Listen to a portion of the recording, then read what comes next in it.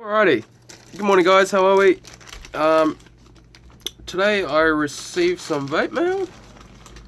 This could be very much what your first vape mail looks like. And here we've got a Vapo card and a Icare kit. The purpose of this video is just to show basically how to set up an Icare properly. There's quite a few ways that people have been doing it, and obviously they haven't been having success, and we just want to sort of show how it's done. So here we have our unit. That's the first piece out of the box. Nice little unit actually, this one. Yep. Inside the box we also receive 2 coils and an Icare quick start guide. We're going to ignore the guide, guys, because it doesn't really elaborate on a lot of shit. So here we have the mouthpiece. It's a nice little mouthpiece. Another little pro tip, that little square part in the middle, that is basically your tool to unscrew your... don't even have a clue what that part's called. Which probably isn't the best for an instructional guide. It's basically just a tube that holds the coil onto there. So this is what our coil is going to screw into. As you can see at the top there is an airflow ring. What we're going to do, or what we're going to try to do with no fingernails, is you actually want to take this thing completely off. See this? Now off. That's just going to provide so much better airflow, and I swear that that actually helps with the issue of the gurgling. And we're also I'm also going to try and elaborate on how to stop that as well. So we're going to take our little coil. We're going to grab some e-juice. Hopefully you got some e-juice in your first vape mail, because it sucks. You'd have to drive somewhere and go and get some. Now, on the sides of the coils it reads the ohms. Usually in a stock coil it will tell you the ohms and quite possibly the watts that it will run. Come on, focus, don't be a bugger. No, it's not going to focus. I'm just going to show you there's a whole bunch of little holes on the side of these coils. Now this part I'm going to teach you is called priming the coil. This is basically just to stop it from dry burning the first time that you put it into your Icare. So you're just going to take a bit of e-juice, a little bit in each hole. Don't worry about your hands getting messy, the nicotine won't really do that much. We hope. If there's nicotine in there. Actually I probably shouldn't have brought that up either. So you're going to just dab some on all the holes. You want to chuck some down the middle of the coil. Go again on the holes on the side. Rub it in if you can. Oh, you should be doing this with clean hands. I have clean hands, so we're all good. Maybe some more in the middle. Now what we're going to do is we're going to screw this in here.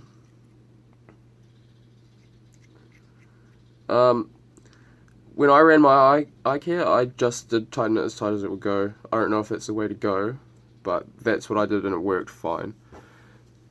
Okay, now the next part, we're going to fill our device. This is called the mod or the battery. It's a nice little unit. There is a fill line. You just want to fill up to that white line.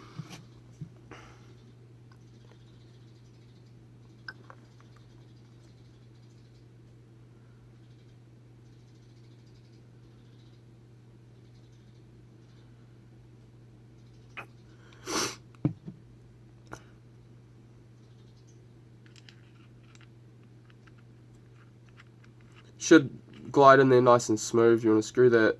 Another thing, I've always tightened that as hard as I could, but you don't want to tighten it so hard if you don't want to screw the threads, and you don't want to over tighten it, I could say.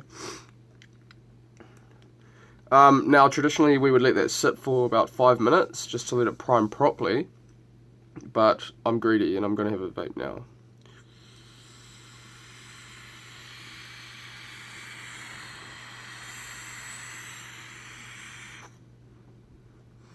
I mean, these things are an awesome little device. I personally ran these just to try them for about 2 weeks, and I'm a very heavy vapor, usually running, you know, an RDA and stuff, and I found that it was enough to keep me nicotine happy. So, you know, it should be perfect for a smoker coming off of smokes. It's only $20, costs you less than a packet of smokes, and it's going to come with juice. Yeah, what can I say?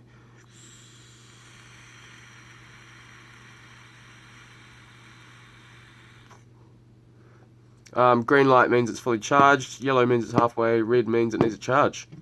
Just stick it in your USB, and I believe it's red while it's charging, and then the colour just comes off when you're fully charged. Shouldn't even take that long either. They're quite, you know, they have pretty good battery life as well, actually. Like, mine would last probably 3/4 of a day, and I go pretty hard.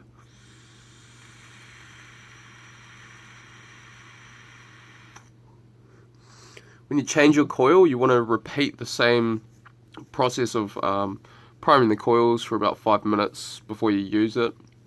The length that you'll get out of the coils will usually be 2, maybe 3 weeks, depending on how heavy of a vapor you are. Coils are cheap as chips. It's like $10, $12 for a 5-pack, and they will last, you know, if you're getting 2 or 3 weeks out of each one, you're probably going to get 10 weeks, you know, whatever. Now, there's another thing that is quite common with these things, and everyone hates it. Removing the earring helps, but usually I found that if I let it sit for ages, that's when it would sort of, I don't know, it just gets like a build-up, like a gurgly splashback, and this is just me saying this. This is how I defeated that part of it. Is you just want to grab it. You know, it's doing the gurgly, bloody stuff. Maybe you want to wipe it all down in the where the coil rod or whatever goes in, all in up here, and then you just want to chuck that back on. And I found that just,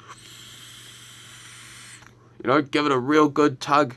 Just give it a real good tug, and it should usually just pull out most of the juice, because that's what it is. It's just juice down the airflow hole thing. So yeah, I hope that helps. I hope that people will see this before they, you know, go back to vendors, because, you know, these are actually an amazing device. I will swear by them. So yeah, cheers guys, have a good day.